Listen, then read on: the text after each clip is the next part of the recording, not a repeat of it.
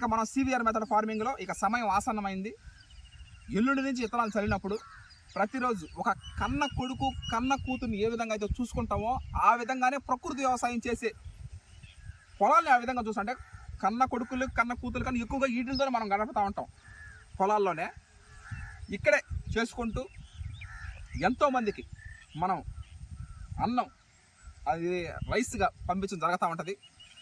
ఎంతోమంది ఎదురు చూడటం జరుగుతూ ఉంటుంది. మనం చెప్పినట్లుగానే ఏప్రిల్ 24న మనం సివిఆర్ మెథడ్ ఫార్మింగ్లో స్టార్ట్ చేసి ఆగస్ట్ 24వ తారీఖున మనం ఉరుకోతలు కోసి 2025 వచ్చే సంవత్సరం సంక్రాంతికి రైస్ రిలీజ్ అవుతుంది. రైస్ అంటే పిండి వంటలు చేసుకుంటాం కాబట్టి ఈ పిండి వంటలు ఈ రైస్నే మనం పిండి వంటలుగా ఏర్పాటు చేసుకొని పిండి వంటలు చేసుకొని ఆ సంక్రాంతి పండుగ గడుపుకుందాం. ప్రతిరోజు ఒక పండగ. సేద్యం అనేది సివిఆర్ మెథడ్ ఫార్మింగ్లో ప్రతిరోజు ఒక సంబరం లాగా, ప్రతిరోజు ఒక పండగలాగా, ఒక ఉల్లాసంగా ఉత్సాహంగా మొదటి రోజు అయితే ఏ విధంగా ఎనర్జీతో ఉంటాము అదేవిధంగా 120 రోజుల పాటు ఆ ప్రయాణం కొనసాగద్ది. ఆ విధంగా చేయడం జరుగుతుంది. Thank you all. ఇదేంటంటే మాను లాగడం.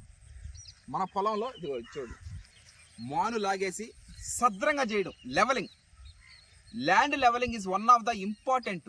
ఎత్తు పల్లాలు ఉన్నా విత్తనాలు చల్లినప్పుడు అవి సరిగా మొలవక ఇబ్బందులు పడకుండా ఉండడానికి కోసం మనం ఈరోజు ట్రాక్టర్కి మాను కట్టి మాను లాగడం జరగద్దు మనం ఈ రోజున.